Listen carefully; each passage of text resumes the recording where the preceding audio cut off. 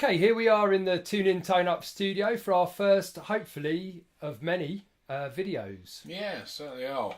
We say studio, we use that term loosely, of course. We certainly do. It's a room with a view. Now, we've done a lot of audio lessons and we were thinking that it would be really good and really useful, and a few of you have been asking for it as well, to do some video lessons too. So we've got this setup here where you've got my view, if you like, so you are the student. I am the teacher. Well, I think we can agree that Dan is definitely the teacher in this guide. And we were hoping to do a few short videos for you lovely folk out there, and we hope you like them. Yeah, we'd love to. So do let us know what you think when you see the videos. We hope they're helpful. They're not going to be sort of an hour or more long like the podcast. It's going to be fairly short and sweet, but hopefully they'll give you something that you can latch onto and use depending on your level. You know, we'll, I'm sure, cover things which are at a basic and intermediate and a higher level. So today we're going for gold, I think. Are we? But I think so. But I do have a question for you. Gary has to say. Far away. Far away.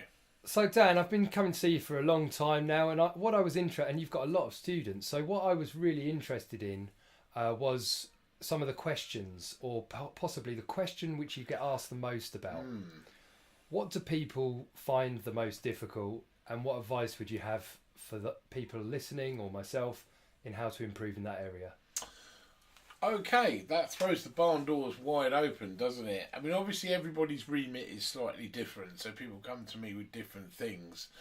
But there are certain things that keep popping up. Certain things which over the last 20 years of teaching I've seen quite a bit of in terms of being asked about them on a regular basis. One thing that comes up a lot, especially when people know that you can put in a fair turn of speed, is they want to know how to get faster on the guitar. That's right, I certainly do. Well, no one wants to get left behind. Of course, in reality, I think in every genuine musician, we just want a great quality of playing, fast or slow. But also we don't want necessarily things to fox us and for technique to get in the way of us playing certain things. Once we have the technique, we can then choose how we use that technique. Yeah. But certainly it's a good idea probably to spend a bit of time woodshedding, as we call it, and spending a bit of time on the technical things. But the speed thing, of course, there's speed and there's speed. You know, Stevie Ray Vaughan wasn't a slow player, but he had this kind of slippy, slidey sort of blues style. Yeah. So for a blues player, he didn't sort of hang about. But there again, you've then got the people who sort of use quite often quite close note groupings, a bit more, maybe sort of runs within more tight-knit scales where you've got no more than a tone or maybe a tone and a half of using a harmonic minor scale between the notes. People like Yngwie Malmsteen and people like that. And then you've got the other guys who use maybe slightly more unusual sort of intervallic leaps. So what I'm going to show you today is some top tips as to maybe how to get fast stuff in your playing, the things to avoid, you know, managing your expectations. Yeah. Being you know, one of the pitfalls, I'm afraid. Yeah. And how we can really concentrate on this quite exciting area of playing, but also quite a frustrating area of playing for many. Let's get to it. Great. So we're going to look at picking. Picking, I think, is quite a difficult technique to really master. You know, you're moving a tiny bit of plastic, bone, metal, whatever your choice of pick may be, over a fairly short distance quite quickly, and then you've got to change strings if you want to move it to another register of the guitar, and you're trying to do that in quite a quick fashion. Yep. Okay. So let's look at a few of the do nots and a few of the things that you can do. The biggest mistake people make is they take everything that they regularly do and they try and speed it up. That's a bit like taking a family saloon and trying to drive the Dakar Rally with it. Gotcha. Yeah. It's a bit of a daft thing to do. You know, you're taking something not designed for that and you're going to do that with it. Yep. Don't do it. It's not going to work. When you put in fast licks, often you have to integrate fast licks into your playing, just like you integrate any other lick into your playing. So if you were a classical guitar player and you took up playing electric guitar and you wanted to get something bluesy in your playing, you would have to look at blues licks, the anatomy of blues licks, and how, you know, you change hand positions and things, maybe thumb over the top to control the vibrato, to get it sounding like a real blues lick. Playing a blues lick like a classical guitar player it's not really going to sound that bluesy, I don't think. Yeah. So when we want to play a fast lick, we need something that's set up to deal with the speed that we're going to apply. Okay. That's not to say there aren't complicated things involved in playing fast, and it's not to say there aren't some things where we can have massive sort of intervals and things like that, or string skipping and all that. But we're starting at the basic end of it. Okay, cool. So the first thing to do, a real simple thing to do, one string.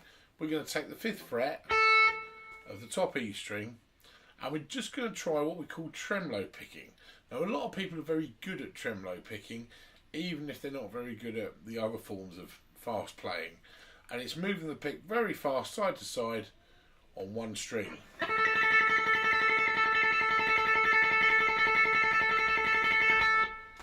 Cool. So let's give it a whirl. Do you want some distortion with that, Gary? Sounds good to me. Would you like some fruity distortion? How's that sounding?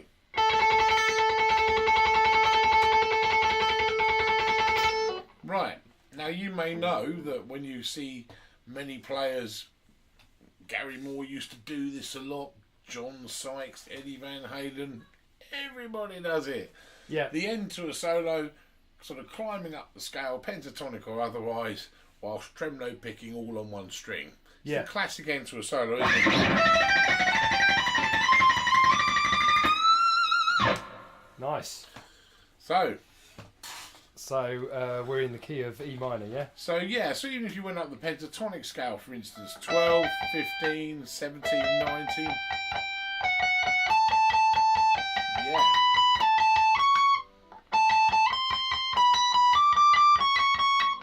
And then I bent to the 24th at the end from the 22nd. So that kind of thing.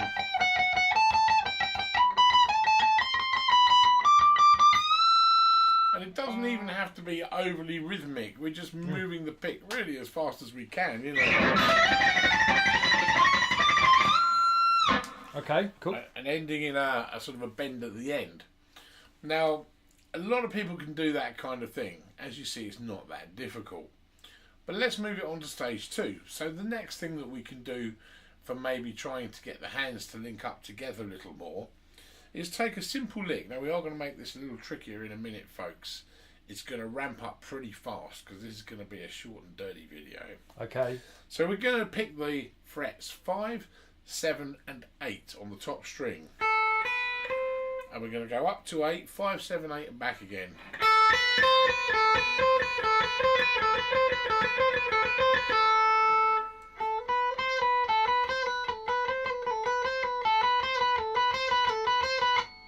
Right, so already you're seeing that Missed it at the end. not quite connecting. Yeah. Part of the trick is to get the two hands to connect. Right. It's like a piano player going from using one hand for melodies to using both so the bass and the top end connect.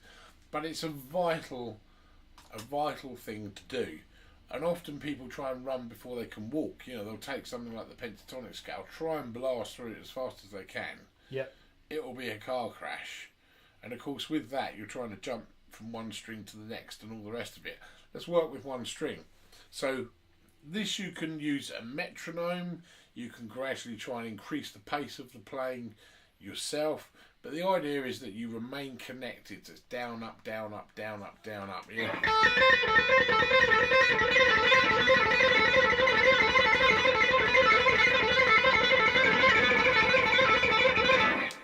Haha.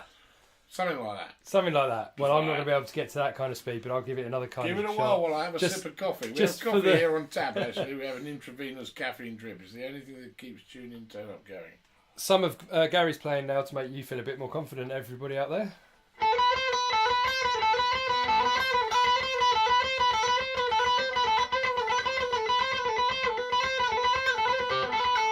Yeah, falling apart. Now, there's a couple of things that are useful to know, because I always feel knowledge is power. Because obviously, getting a technique under your fingers, this isn't something you're going to play today, unless you've already got the technique already, in which case, well, why are you watching this? And then you're going to shove it in your Weekend Warrior gig solo at the weekend. Gotcha. Yeah, Not going to gonna happen. You've got to take time with it. Yeah, You know, playing fast is tricky. I'm 45 now, and I started experiencing some of the faster guitar players probably when I was about 15. And I started seeing people like Yngwie Malmsteen and Eddie Van Halen, Gary Moore, John Sykes, all these guys. And I was like, whoa, that's a whole different world. And to be honest with you, to get the technique going, didn't actually take that long. To get the musicality, to get it sounding Melodic. really cool. Now that takes a lot longer. There's a guy out there on the internet called Rick Graham. Rick, if you're watching this, you're an awesome player. I'm telling you now. Watch Rick's videos. Technically, the guy's astounding. And he shows some footage in one video of when he was like in his teens. And he was getting stuff together. And he was saying like those motor skills, the skills with your hands, your brain, it all linking up together, didn't take him long to get together. So don't worry too much. When you do something often enough, the technique will come. yeah, So that's the first thing, is trying to link the hands. The next thing is trying to go from string to string. So there's a couple of little licks which are worth trying. One we're going to do is a little cycling lick. Now these little simple 2-string licks, which were very much sort of licks that I heard Gary Moore do quite a lot. I used these a lot to practice with. You can practice on any pair of strings, doesn't matter if it doesn't sound great. The idea is that you're moving it around, you're moving across the fretboard, you're getting used to picking different thicknesses of strings and picking in different places. Start on the 5th fret of the top string again. And then we're going to go from there to 8, 7 and 5 on the B. And up again, 7 and 8 again. So, and then we're back to the beginning here.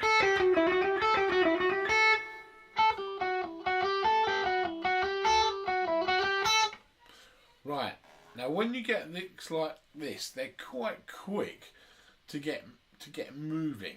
yeah. So they're quite easy to remember and quite quick to sort of learn and practice.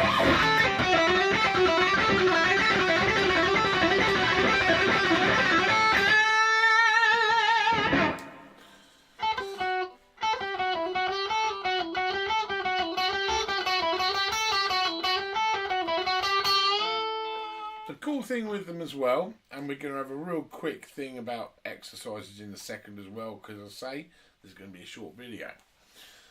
What we can do, which is really useful with this, is we can also practice using that idea several of the shapes which we commonly see in major and minor scales. So that one there, as you see after the top string, we have the full finger on the 8th fret, 3rd finger on the 7th, 1st finger on the 5th. Yep.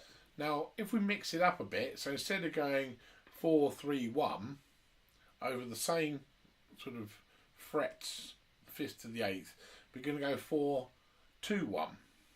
So we're going to go 5 on the top, then 8, 6, 5, 6, 8 on the B.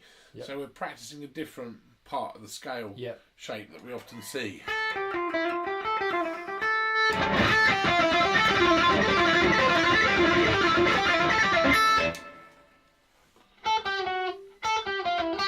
There we go.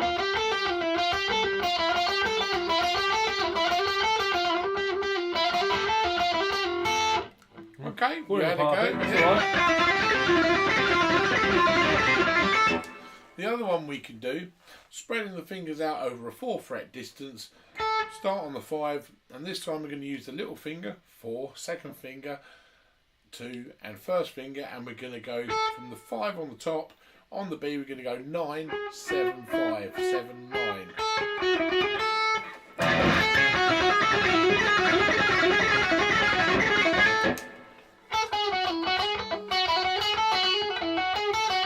Yeah.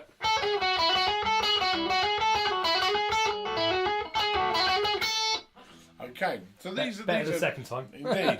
So these are little exercises you can do. No doubt you've probably come across the 1 finger per fret exercise, which is okay. So you started at the 5th, you go 5, 6, 7, 8. Yep. Like that, and then back again.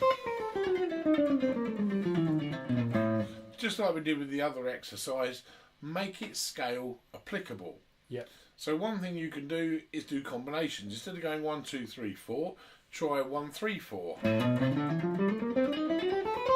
5, 7 and 8 frets. Yep. Basically. Or 1, 2, 4.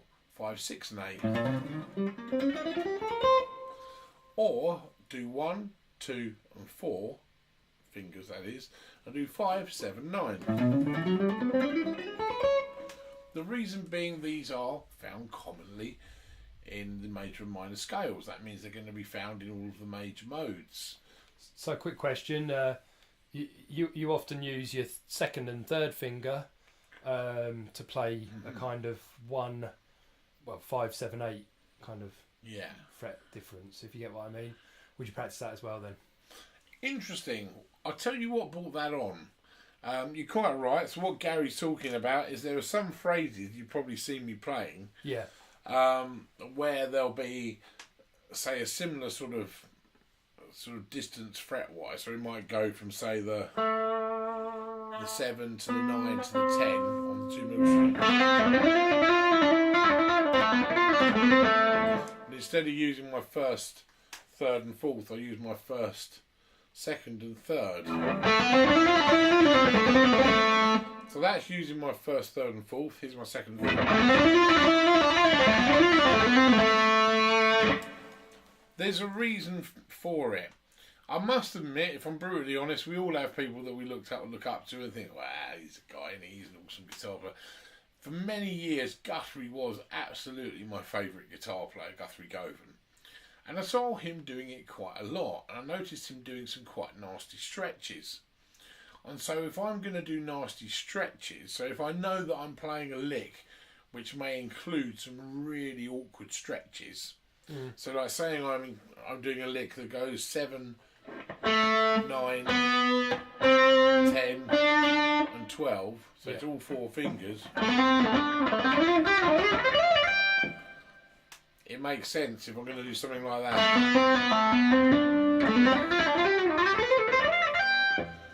Yeah, the 2 and 1 fret jump at the beginning must be played with those fingers for smoothness sakes. Yeah, okay. So that's one reason I'd use it. The other reason too, and this brings me on to my next point about fast playing and why it's a challenge and a nightmare.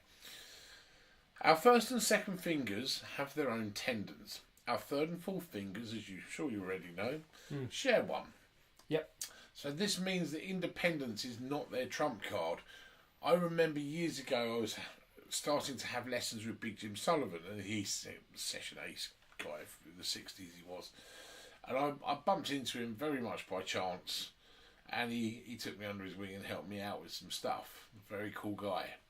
Yep. And one thing Big Jim said, he asked me, which was kind of nice, instead of him going, oh, this is your problem. He was like, well, what's your problem? Where's the weakness?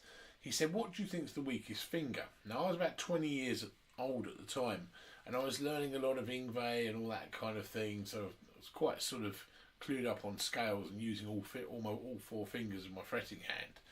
But I felt it was actually my third finger. My little finger was getting probably a bigger workout than most people's ever do. Yeah. But I always felt that when I took my little finger off, the third finger wanted to go with it. I think, again, probably quite a common ailment of sharing a tendon. So you have to teach your fingers independence. Now, what that often means is that because as a kid when we learn guitar, we're all about the two fingers, fingers 1 and 2, aren't we? And the others come later on quite often. Yeah. And so frequently the little finger and the third finger may be seen as sort of the weaker kind of fingers. So sometimes if I really want to do hammer-ons, sort of like a sort of legato kind of thing, which we're going to look at later, using fingers 1, 2 and 3 sometimes feels a little more positive. Yeah. I can use my little finger for legato, it's not a problem.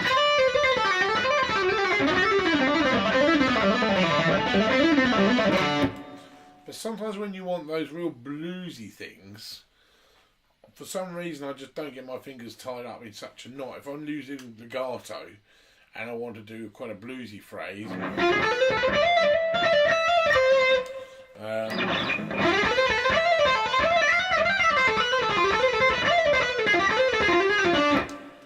sometimes using fingers 1, 2 and 3 seems to work better for me.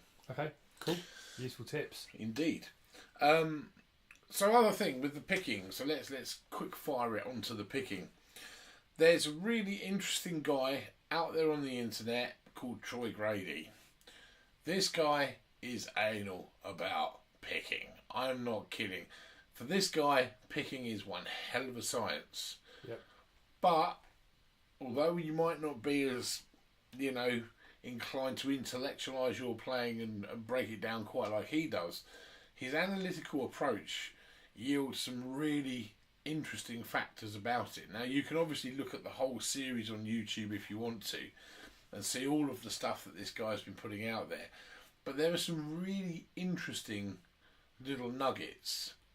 And one of them was that when you have even amounts of notes on strings, obviously there's a problem sometimes when you come to cross the string with any different pattern. But he was saying when you have even numbers of notes, so you're essentially going to always end on an upstroke. Yeah. So if you have 2 notes, it's down, up. So Yeah. you're ending on an upstroke. So you're changing strings on an upstroke. Yeah. If you angle the pick, when you pick, usually you would angle the pick so that if you imagine you've got your string and the point of the pick was directly in line with the string, if you turn that pick so the sort of leading edge of the pick was pointing sort of roughly towards your left foot, Yeah. so it would be about 45 degrees to the string. That usually slices through the string really nicely.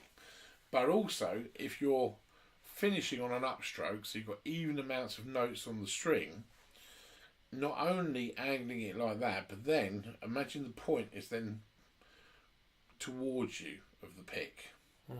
So don't point the point away from you, point the point of the pick towards you and angle about 45 degrees.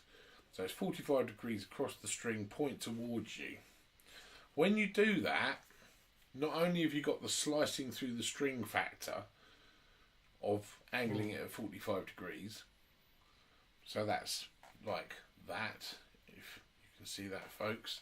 So I'll get right near the camera here. So if I've got my pick, I'm going to angle it down a little bit, so it's like my thumb's pointing at my foot. So, and then I'm going to angle the pick upwards so the pick is coming towards me. When we do that, when we finish on an upstroke, the pick flies across the B string if I'm on the top string and totally avoids it, totally gets out of its way, ready for the downstroke and then the upstroke.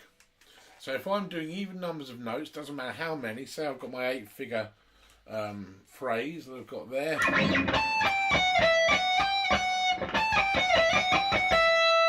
ending on an upstroke, by doing what we call this pointing the pick towards us, downward pick slanting, Troy Grady calls it, we can easily cross the string.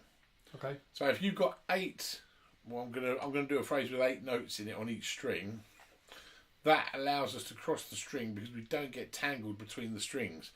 The upward motion of the pick as we leave the string is allowing us to cross Yep. to the next one.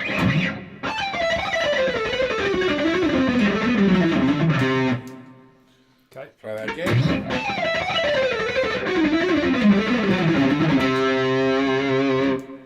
Cool. Slowly.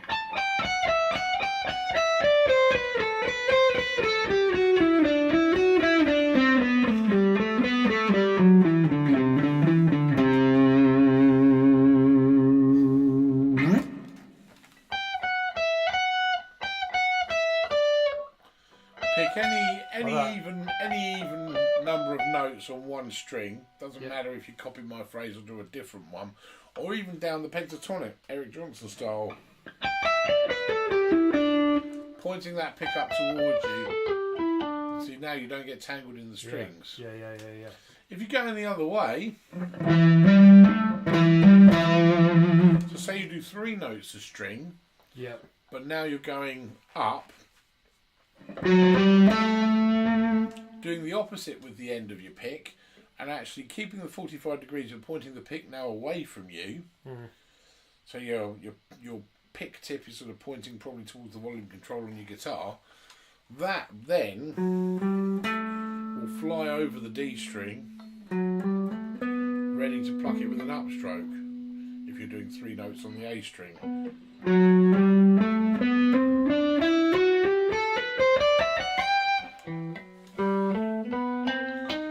But because the way 3 notes a string works, you may well find that with some strings, you know, you're going to be ending on a down, because you're going to go down, up, down, upward pick slanting, up, down, up.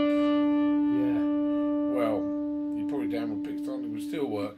So some strings you're going to be leaving on a down, some on an up. So it's worth experimenting, folks, with upward and downward pick slanting, Okay. depending on what you're doing. Cool. So when you want to get a fast lick into your set or into your song or whatever, a little bit of organisation is good.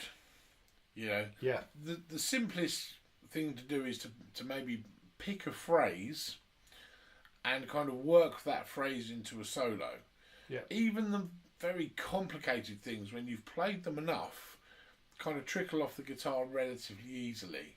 The things that don't always trickle off the guitar easily are when you try and pull it out of the bag and go, not today, it's not going to happen. So when you're thinking of getting a fast phrase into something, practice that fast phrase. But here's a word of warning, folks. I once wanted to get a really cool Guthrie Govan style phrase into a song. I practiced that phrase. But what I didn't do was practice it over any kind of backing track. So when I went to get it into my solo, I realised that I was either going to have to play it painfully slowly or at warp speed. Yeah. Neither of which were an option, because the first sounded absolutely rubbish and the second one wasn't going to happen that day. So when you're thinking of getting fast licks into things, put a bit of time in. Sometimes a little fast lick, a little flurry, is as effective as going for broke. Yeah. While it's fun to sound like a fruit machine, at the end of the day, you want to sound like a fruit machine, or I want to sound like a fruit machine.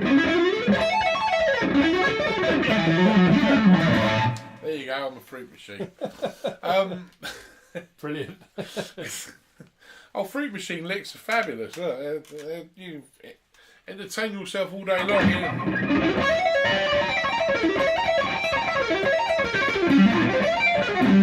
Sounds like a ZX Spectrum game from the 70s or 80s. Musical. No. No. So, what I would suggest is sometimes short little bursts are good.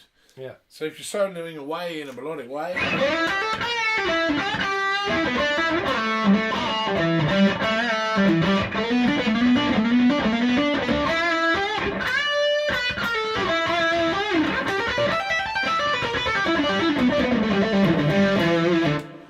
so even something like that where you've got a fairly straightforward pentatonic thing, I used to tap, bit of a cheat. it's enough of a little flourish to let people know that you're technically able and it sounds kind of cool, without kind of being a complete nightmare to learn. Carpet bombing, as they say. Yeah. Carpet bombing. Yeah.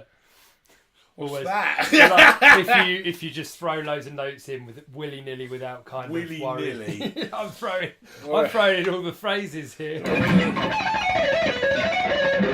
Yeah, exactly what I mean. Yeah. Yeah, I mean, it's all good fun, I guess.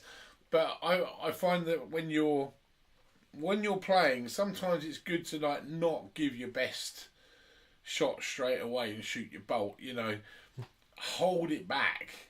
You know, good phrases are cool as well. You know, and people can remember melodies and cool phrases in a way that they can't remember a fast lick. They'll remember the fast lick as the wow factor, but if you kind of possess the wow factor a little too much, then people will cease listening. You have to balance it against the other stuff. Nice. Yeah. You know?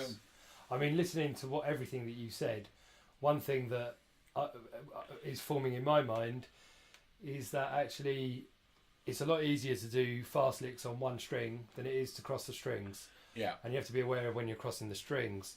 So in a way, your flurry could be a kind of tremolo type thing on one string. Yeah. And then the rest of the...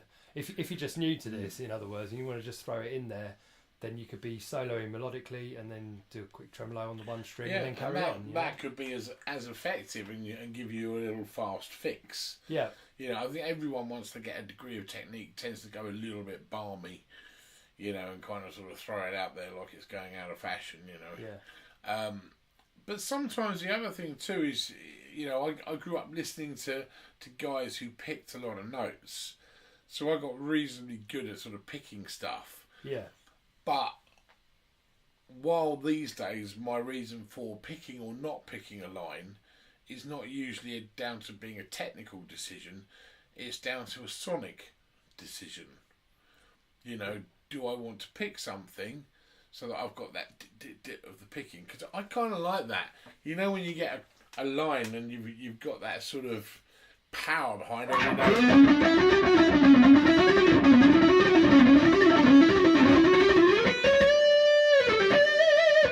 It sounds pretty cool. I kind of like that kind of machine gun effect. But at the same time, you could do a very similar lick with legato.